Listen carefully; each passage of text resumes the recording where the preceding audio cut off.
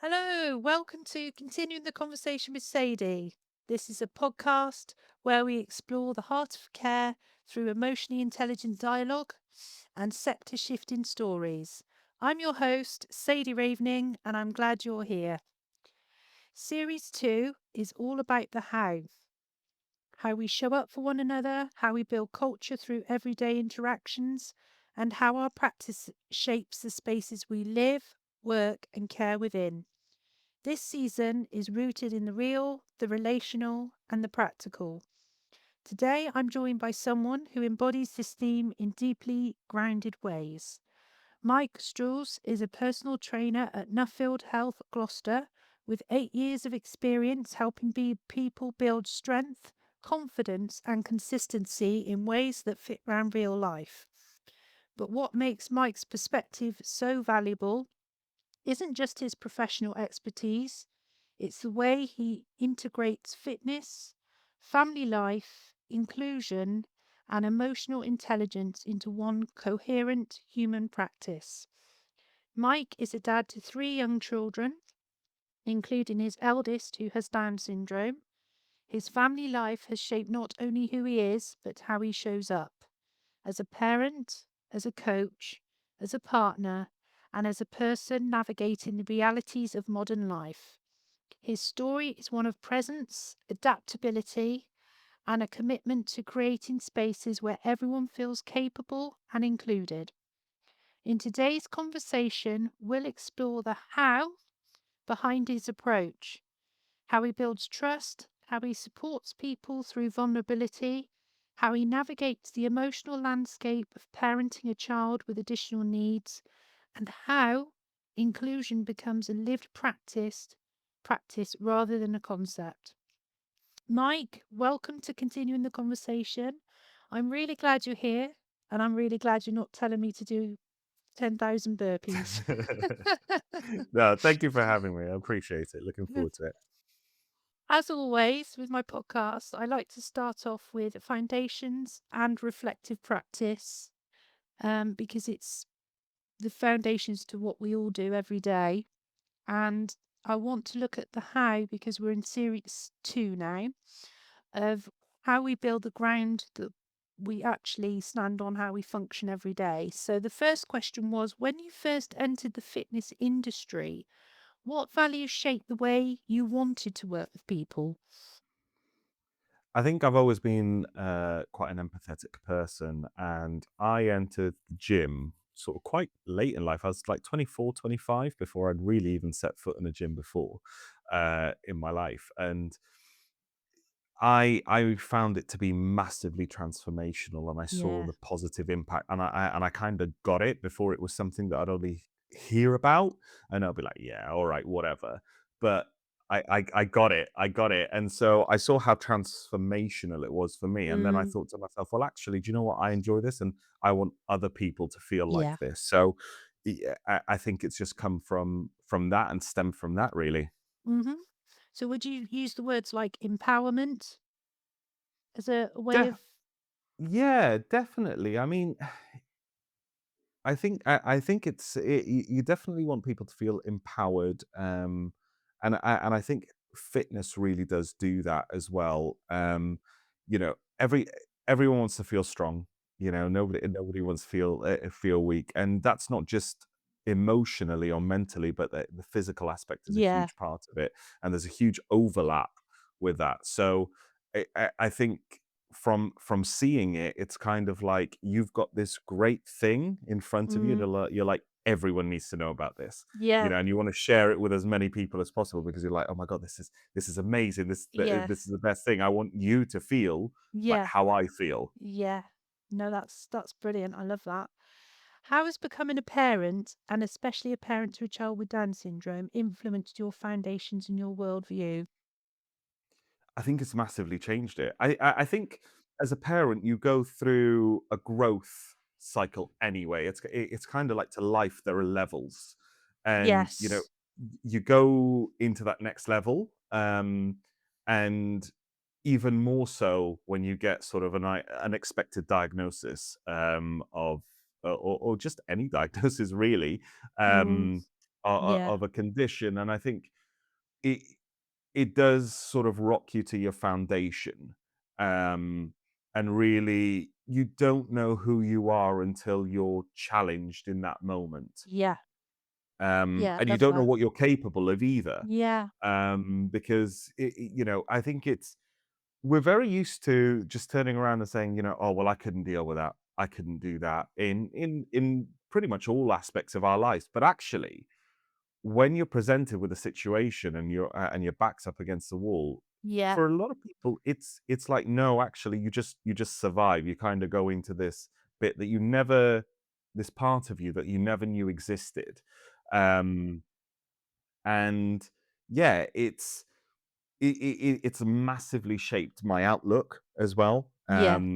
just because it's something that I had no understanding about Yeah.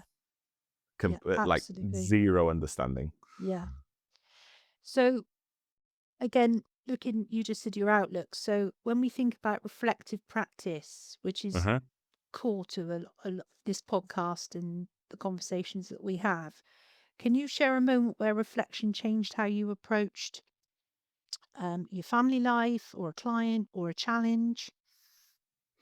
Yeah, so I think after having my son Angelo, um, you become aware of.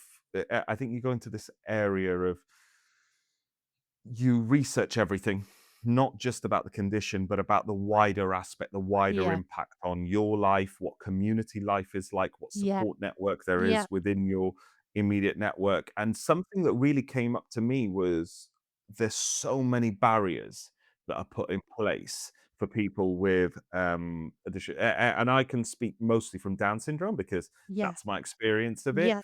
But I found that when I was also at work, I would I had a client who she's in a wheelchair, and Mm. she was she just needed a bit of support, and you could see that.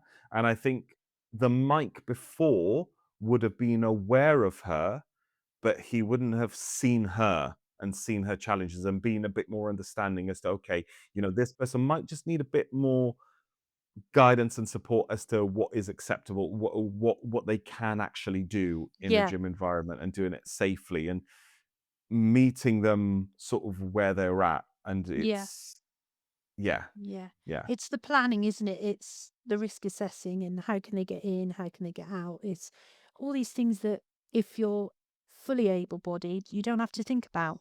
And no, it's logistics, isn't it? And yeah, it's not just yeah, as and easy to get out the front door anymore. yeah, and again, I think it's also and that yeah, that's really important because for some people the biggest challenge is actually getting into the gym, or getting through the front door, Yeah. and Yeah. I think that's for everyone, not just with those with additional needs, but I think also when you have that extra need, there is, there's even more of a pressure, Yeah. and you feel like everyone's looking at you. Mm. You feel that, you want to be doing things safely, but you just don't know how. Yeah. So accessibility to equipment. And I believe that fitness, should be a human right, essentially, because, I it's so agree. important to all I of us. And agree. and what 100%. tends to happen, and what I found from my research, especially when we first got our diagnosis, and I would look at, okay, well, what fitness activities, what classes are there for Yeah. those with Good Down point. syndrome? And Yeah. there's nothing. There's very little. It's Yeah. few and far But you between. notice it now. Yeah, oh, massively, because the Yeah. intervention goes as Yeah. far as, let's say, physiotherapists and nurse, and it's like, look, that has a time and place, and I'm not saying that that's not important, Yeah. You're but talking about there is a every day. world, yeah, for a lot of people, they are physically capable. Someone with Down syndrome is physically capable, Yeah. but they just need adaptations in Yeah. terms of the coaching cues and the teaching cues for that. Yeah. Yeah. I love so many good points there, Mike. Brilliant. Brilliant. For people trying to build strong foundations in their own lives, what practices or mindsets do you think make the biggest difference? Ooh, okay. I've got a few different things. I really like that question. I don't want to be sort of too buzzwordy, but I think firstly, consistency over motivation. Yeah. You which is have to be following on from consistent. what we were just talking about. Yeah, love Yeah. that. Yeah, absolutely. Because look, even as a PT, I think a lot of people's expectations of PTs is like every time you go in and work out, you're going to be like 100% yes, super going to smash it. And there are times like that, but you're a human being as well. There are going to be times Yeah, where I'm like, I cannot, I, I just don't just have it don't in me have to it. do it Yeah, today. Like yeah, it's just not there, and yeah. and you'll be walking through it. So I think even in those times, being consistent and being like, okay, you know what, I might not be smashing any PBs today, Mm. but I'm just I'm gonna show here, up. I'm doing Yeah, it, I'm showing up, and that's the most important thing. Um, yeah, I think also how you fuel yourself, how you plan your environment. So one of the things that we've got, I mean, my eldest Angelo with Down syndrome, he's 2.5. He's going to be 3 this year. I've also got twins who are 9 months old. my So God, we're on a it's a weaning lot of journey. work. Yeah, Yeah. yeah, it's not easy. So, we've got to think about meals. So one of the things, and a lot of people know that I like I'll just hot pot. I'll just use hot pots in the week, but it's a chance Yeah, just to get but all it's of the still veg, good all of food. the good Yeah, stuff really yeah. good Slow because cookers are us. yeah, basically, Absolutely. like It's good food. it's good food and it's fueling yourself so that you can think with clarity and that you can move. So I think that is really important. Mm, Having a program, having a plan. I wouldn't be a good PT if I didn't say that.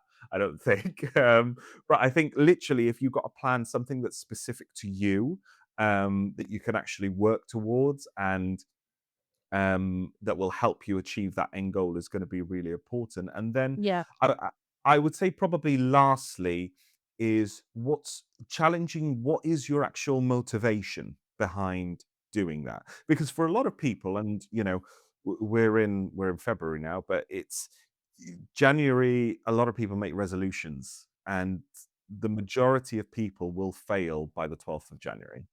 It'll have caved in because one, they wouldn't have thought about what actual barriers being present that they have in their life that's going to stop them from doing, or they might go completely, from 0 to 100. yeah.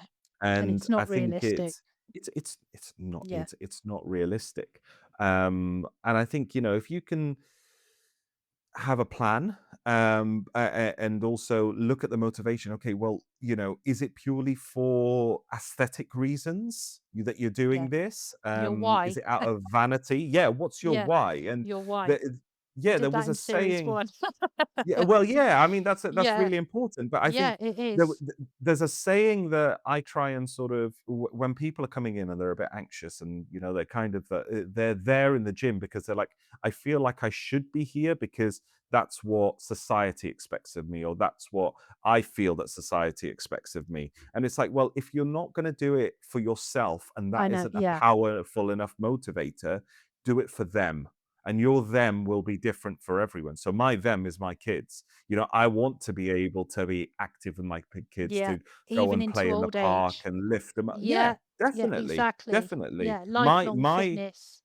yeah, my longevity and my Mm, worst sort of nightmare is, being someone who is in a Zimmer frame, yeah. crawling along I've super seen it slow, in a and it's like, park. yeah, yeah, Looking and I'm after their like, grandchildren. I'm like, oh yeah, my God. and I'm like, I get it, if there's stuff going on, but I think for a lot of people, Mm, we can be doing more to sort of yeah, future-proof ourselves. yeah, 100%. We're going to go into emotional intelligence a little bit more, but I want to talk about it in action. Mhm. And you're the perfect person to talk about talk about it with, because it's about how we connect.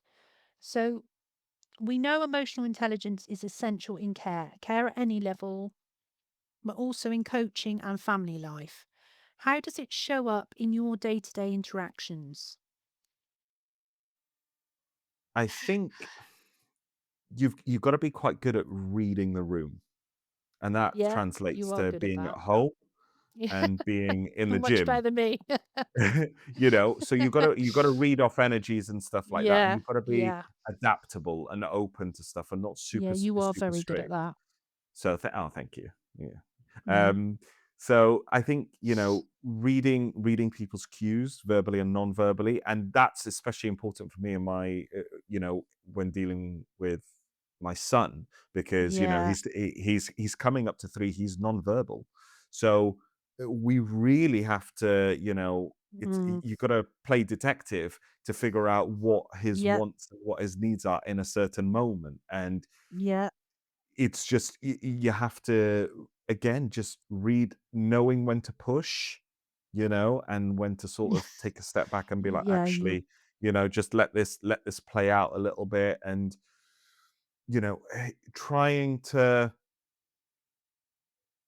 not allow your emotions to dictate your actions as well. Yeah. I have to say, and to my listeners, I know Mike from the gym. He's a fantastic PT at the Nuffield in Gloucester. Just to plug that one in. He is really phenomenal at this. He's caught me in the gym and gone, you're doing really well or whatever. And I feel good, but he's caught it as well. So I know how amazing he is, and he's an amazing father. So everything Thank he's you. saying is 100% authentic here. So I just Oh, keep thank you. going because it's amazing. Yeah, Um, thank you. so a lot of it is body language, isn't it, as well as what you're saying? Yeah, verbal, non-verbal cues.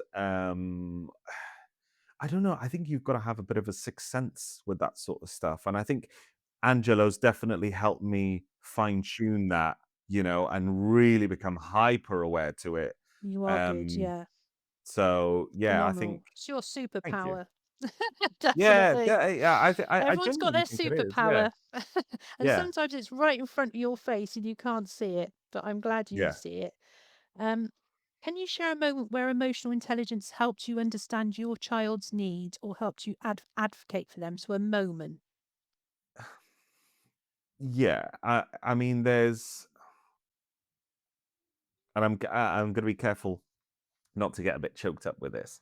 So Don't worry if you do, though. I mean, but as long as you're happy to yeah, share it with us. no, look, I absolutely am, and one of my things is that I always want to be open with people Yeah. and And vulnerable please because do. Yeah. you That's know what this it is about. it helps everyone. Mm. So when Angelo was about 2, I signed him up to this sports activity. Okay, it was like a little toddler rugby thing. And I called up and I spoke to the coach and I said, "Listen, I just wanted to know a little bit more as to what's Mm. involved in the sessions because I think it would be Yeah. good for his development to be among his peers and to, his understanding, he doesn't really understand. So are Yeah. you going to ask him to sit down to like do certain activities to color code things?" And she went, "No, no, it's none of that. It's basically just a run around." And I was Mm. like, "Great, sweet, Yeah. we'll book it in." We got there to this sports hall, and it was about 12, 15 parents altogether. And Angela was the only one with additional needs that I could tell. Yeah. And the first thing was she started spouting off to all the kids, "All right, we're going to sit down, we're going to do this, you're going to color code." Exactly the opposite of what she told me wasn't Oh, going to right. happen. And you'd rung ahead to plan. And I Yeah. yeah, So that and was like, so oh I'm no. yeah, so Yeah. I'm in the corner of the sports hall, Mm. and, Angelo's running around with this ball. He's screaming and is shouting because, like his Oh. dad, he likes screaming and shouting. Um, but, he's running around, and I'm seeing this room full of people looking at me, and Oh. sorry, and It's it's really okay. hard in that moment because, Yeah. you've got this trauma that you're sort of processing as you're going along, and you're Yeah. like, oh, and you're kind of always going into a best case scenario, but when you've got a room of people and they're looking and they're judging, and, with Down syndrome, it is very apparent as to what the condition is, you know, and you can see people don't need to say anything, but I heard everything that was being said in the room that day. And we Oh. left about 15 minutes in, and I was in tears. I Oh was no. crying all the way home, because Mm. it was just such a traumatic. And then at that moment, said to myself, and I said it to my wife, and I said, "These people don't get it. And if they're not going to champion for Angelo and children and adults like Angelo, Mm. then I'm going to have to."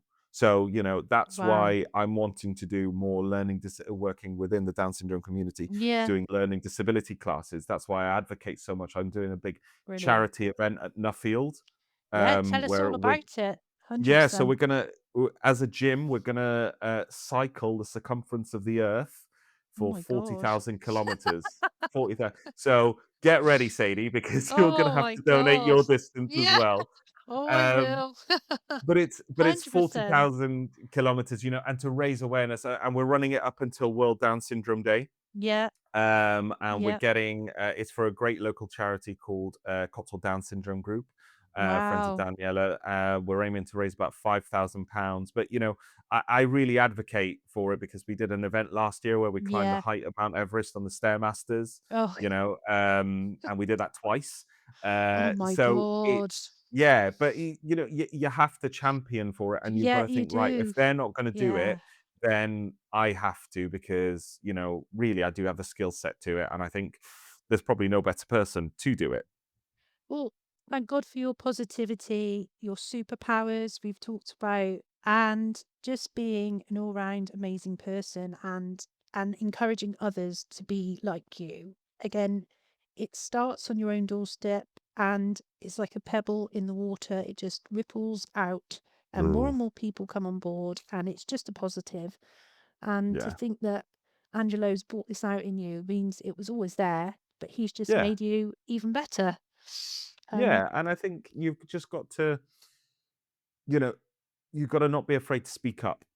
yeah, And that's with, anyone. It could anything. be health services, it could be Yeah, nursery, yeah, whatever, but mm, you've got to be, stay resolute, yeah, you know, and be in your consistent. goal. Yeah, Yeah, yeah, absolutely. and it's You all about can't let care. up.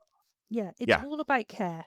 So it doesn't matter what level of definitely. care. It's all relative. Um, how do you support clients who arrive carrying self-doubt, fear, or vulnerability, especially in the gym environment? I mean, that must be so easy compared to Yeah, everything yeah. else you've dealt with. Yeah. I mean, Like, it's similar. There's a lot of similarities. I think you've got to meet people where they're at, and yeah, any good trainer worth their salt should be able to recognize what sort of where people are at, yeah, and you're going to need to adapt your approach because yeah, it's not always going to work. The same thing isn't always going to work, and the majority of yeah. clients that come to me are not, let's say, bodybuilders, and they're No, not sort of young kids that are sort of wanting to get a six pack for Ibiza in the summer. Like I'm working people that want, it might be their first time in the gym. yeah, They might be really unsure. Really bad experiences or coming back mm, from some sort of physical, emotional, and mental trauma. yeah, Um, and it's just giving them quick wins. Firstly, yeah, you've got to do. I think as a trainer, mm, for any client, you have to deliver wins within the first 2 weeks. mm, So that people mm. feel like, okay, I'm We're moving getting forward now somewhere, because yeah. we're getting it. But you've got to do that in a really, supportive, judgment-free way. Yes. Um, Sorry, that I'm helps, and laughing. it's not always easy. Yeah, I I like that you're laughing whilst I'm saying that. sorry. No, it's just you are telling the absolute truth. It's just I've got this vision of me and Lana just laughing our heads Oh off and yeah, chatting too much and getting told off. It's like yeah. I'm never going to get anywhere with you two because you don't shut up. Well, So, sometimes a stick needs to be brought out. So so remember that. Meet you where you're at. yeah, yeah, yeah, No, it's definitely. it's comedy genius sometimes some of the stuff we do, but it's really good. But you are absolutely right and absolutely brilliant. What does emotional intelligence in the form of communication look like in your home, and how does that influence your work? um, I think I'm very fortunate in that both me and my wife are quite open communicators and we're quite good Mm, communicators in that good. sense. Mm, So, you know, we tend not to have sort of super arguments where it's like you fall out with someone. It's mm. like, don't get me wrong, she will shout at me when I haven't done anything. If I've done something wrong, Um, Mike, if or you put that yeah, away, yeah, if you she will have a go at me, but she's that's all right. fantastic. That's called marriage. That's fine. But yeah, and I think you know, we have a fantastic relationship in that when one is down, the other can pick the other person up, You're a good you team. know? Yeah. Yeah, and it needs to be Yeah. I call her my PIC, my partner in crime, because Brilliant. it literally it's a partnership, and you gotta pick your battles with it as to, Oh, all with right, kids as well. well, yeah, absolutely, 100%. absolutely. Mm. Not being afraid to apologize, to just reset and just, Yeah. after something that's okay, right, we've said it, like, just let's try Mm. and move on, and what do we need to do that? Does that And I think influence your that's work as well? Is that how you definitely, approach? Yeah. definitely because you'll get sometimes clients, and for all you know, you might come into a situation and you're flying high, everything's gone great for you, great day, the wife hasn't shouted at you, she's um, Bless her. and the client that you walk in with might have just had the worst day Yeah. of their life. And, so reading that, again, it comes back to reading that Mm. energy, Yeah. um, And and then you sort know of how to learning to approach it. regulate your own emotions. Yeah.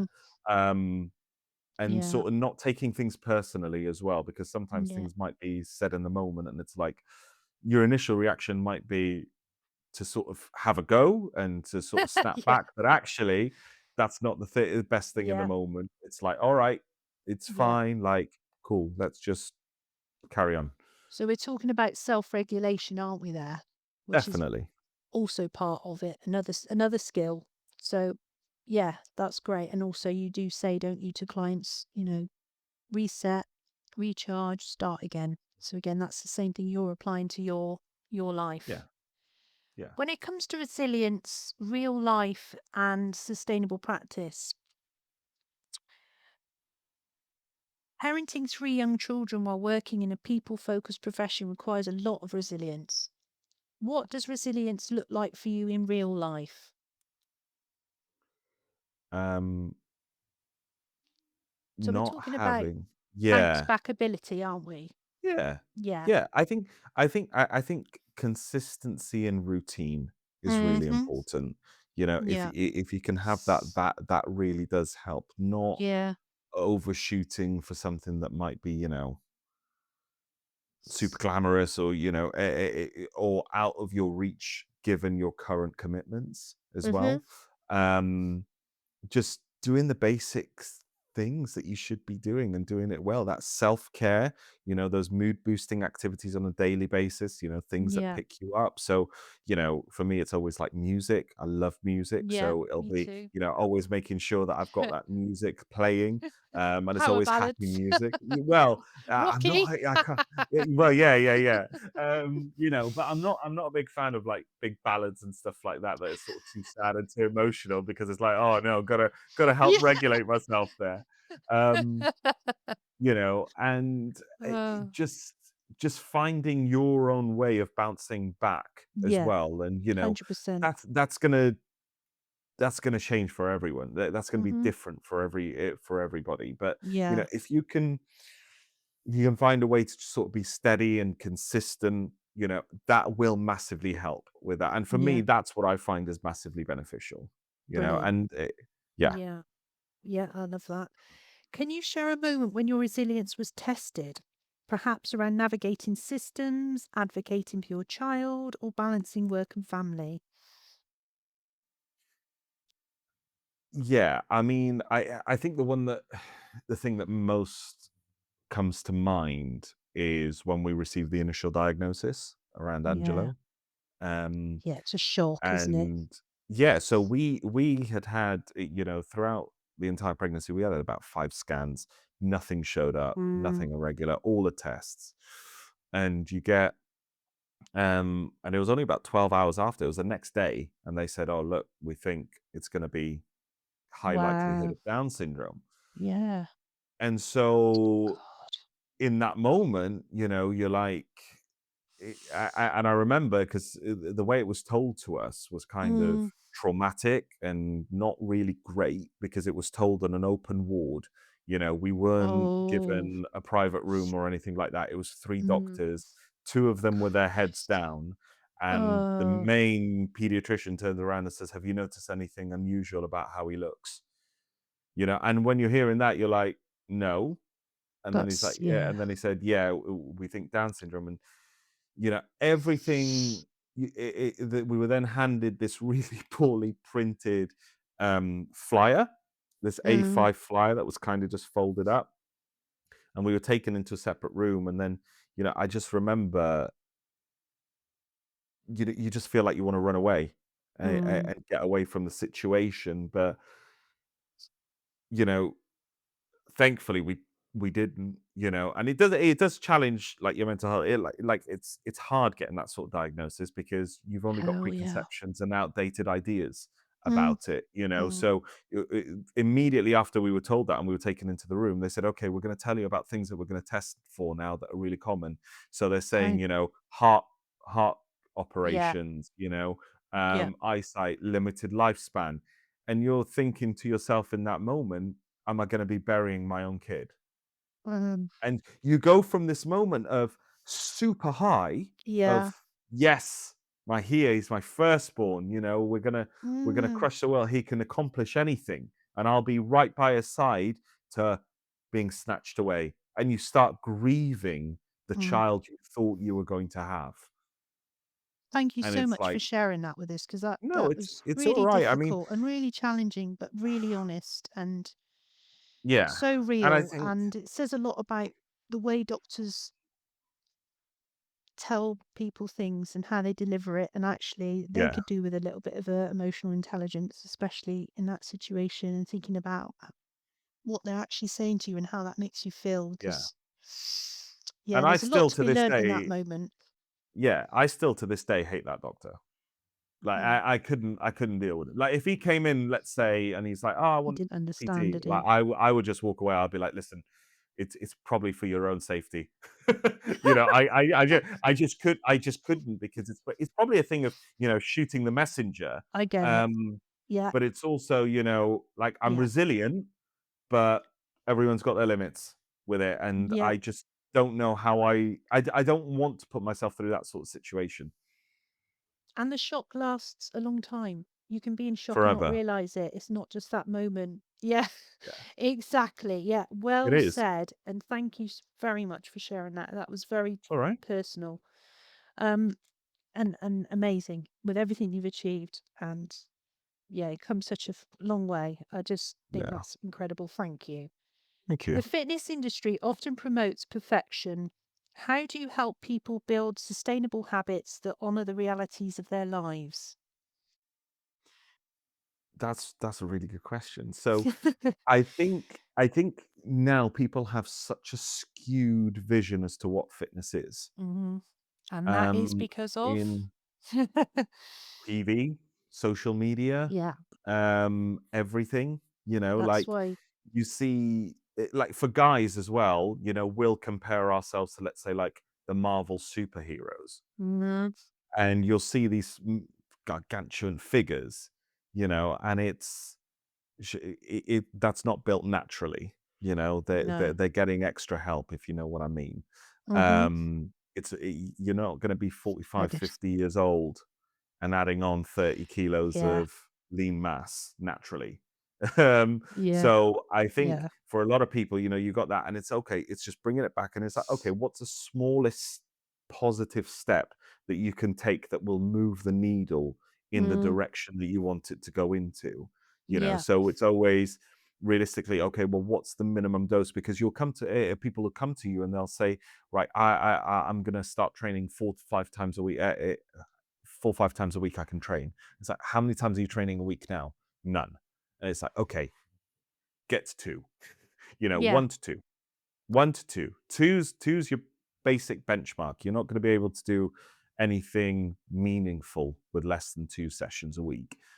Because it's like, if you're trying to study something, you studying once a week for something and trying to learn it, your odds of being yeah. successful at it I are see what you're saying. minimal. Yeah. So again, it's do that, being flexible around planning and barriers as Mm, well. What systems do need to be implemented? So that'll be, you know, programming and stuff like that.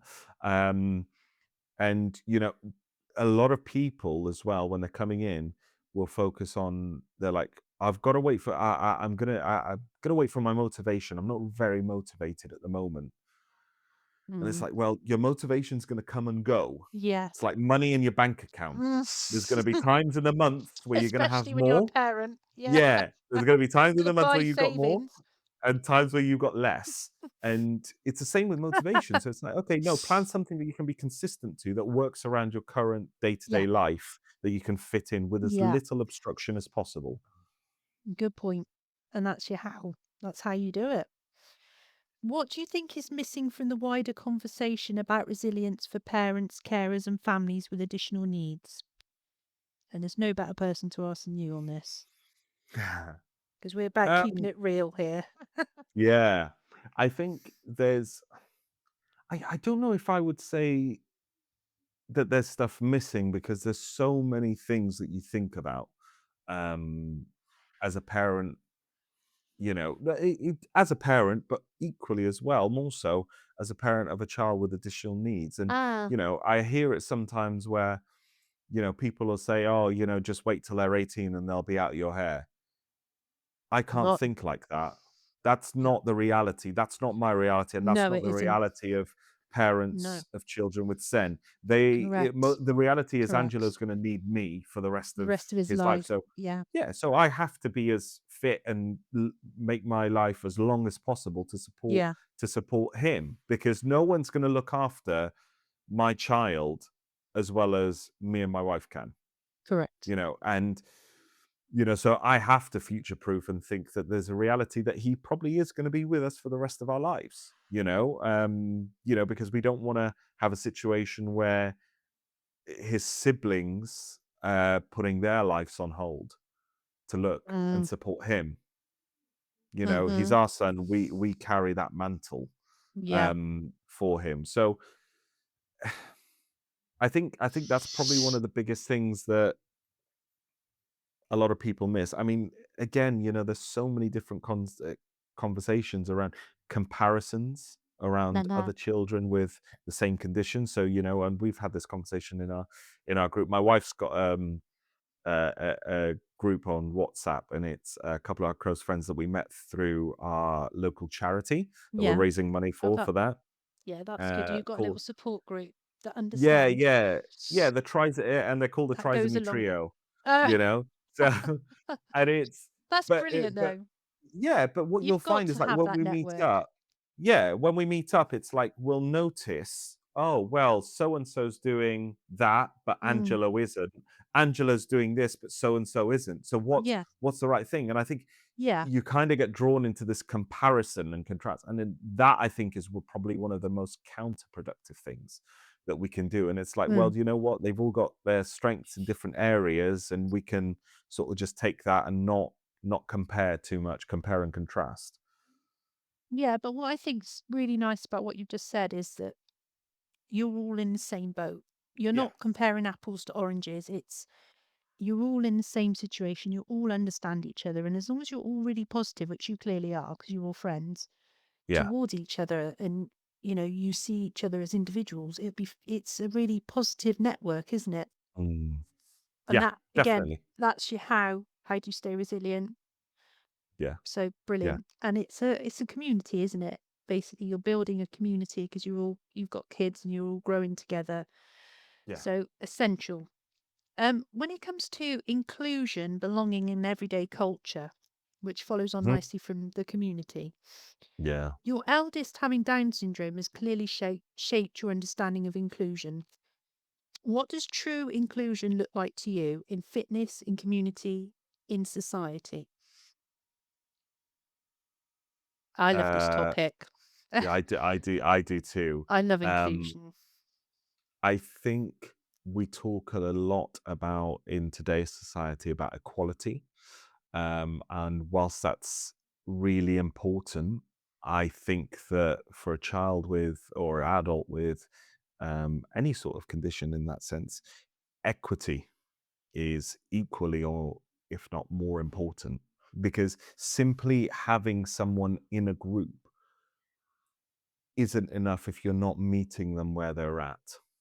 So that they are, not just with their peers, but they're getting the support and the resources that they need to succeed and to thrive, which I think is really important. And I think, there is a lot of, and I see it in, let's say, TV, for example, where they will recast um, roles and they will give it to, somebody with Down syndrome or something like that for the sake that they have that condition and not necessarily Got having you. roles for them that are, Yes. Yes. specifically for them. And one of the ones is, let's say, like in the Peter Pan, I think they did it a few years ago and they had the Lost Boys and there was, they had somebody there with Down syndrome. And it's like, well, okay, well, what's going on? Why is that there when you've got such great talent and such great movies, that do focus on the topic and accept the actors for, and celebrate it. So Champions Yes. is a great one. Yeah, champion. Peanut Yeah. Butter Falcon as well is another great one, which is Yeah. like a retelling of Huckleberry Finn. But it Yes. was I just done get in you. such a great way, with Yeah. actors with Down syndrome, and it's like, okay, well, that's great, and I think that actually helps move the conversation forward and Yeah. really does help with inclusion That is a rather than brilliant just point. tokenism. Yeah, that is awesome point. Yeah, that's got me thinking because I wasn't even thinking like that. So that's brilliant. I Yeah. hope our listeners take that one in because that's a brilliant point. And again, it's coming straight from the heart of someone like you who lives it every day. So perfect. What are the everyday interactions or small behaviours that make someone feel genuinely welcome and seen? Do you think in that situation? Honesty, being Mm, open, being empathetic yeah. to people, and again, it's sort of being able to, it's that tonality, that reading the tone of voice, but also, Yeah. body language and all those sort of verbal and non-verbal cues. To, I the think tone of also voice just is so hard. Because if I get yeah. excited, I go. It's like I, it's I manic. think You're so good with your emotions. I think that's what it is as well, Mike. You I think it's just down compartmentalize to, yeah, I think it's just down to so the sort of well. person that I am. Not everyone's great at this because, No, everyone's going to have their own it's a different skill. personality traits. And it doesn't mean that everyone needs to be like that as well. But I think if you can come from a point of just being open and an understanding and Mm, honest to where mm, people are, you mm. don't need to be like Mike. You don't need to be like Sadie. You just need to be open and Yeah. understanding to where people are at.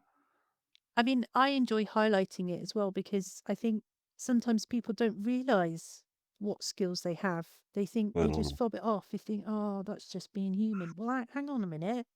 It's Yeah. not because they don't understand, do they? That Yeah. that's a gift. Yeah. It's something they've got and they can work with. And it's, again, it's a strength. As a PT, strength comes in many forms. It's not just about muscles, it's inner strength, it's mental strength, it's bringing it all together. And when it comes together, which it very clearly does for you when you have your moments of inspiration and things like that, it's amazing, isn't it? It's empowering. Yeah. Definitely.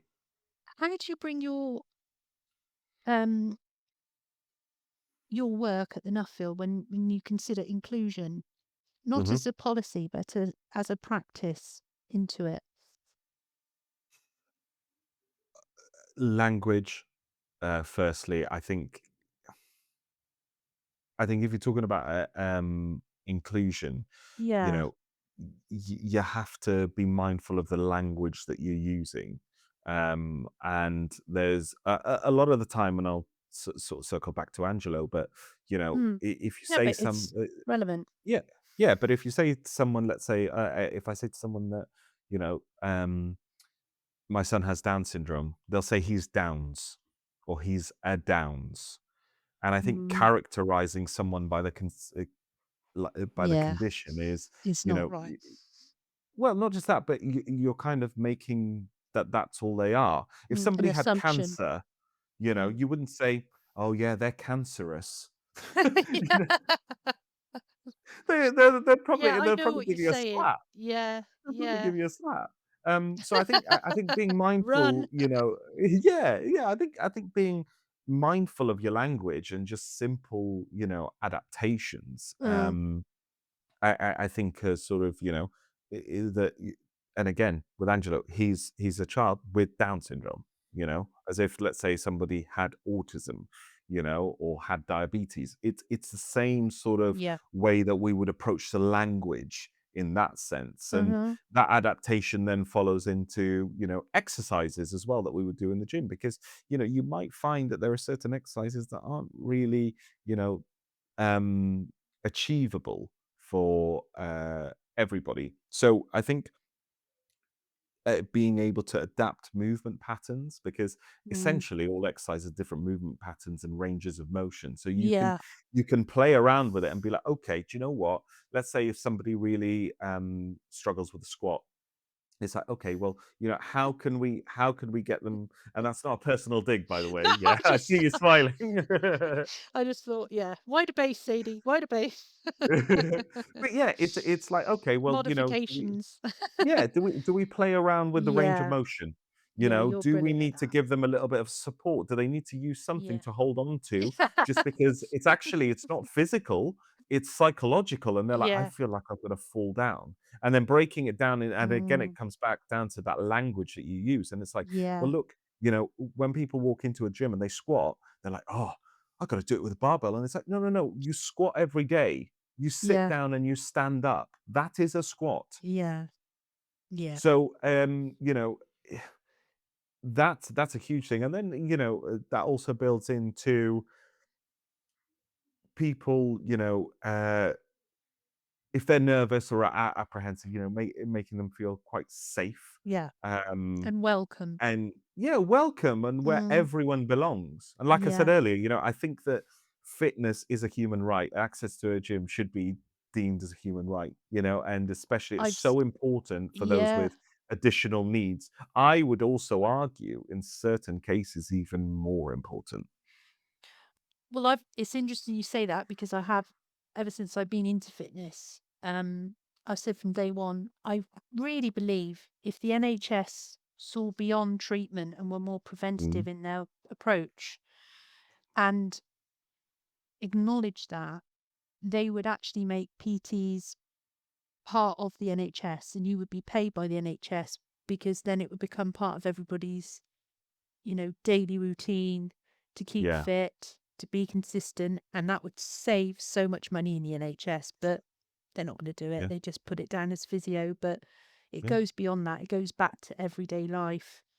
yeah. And And you've and just said that brilliantly.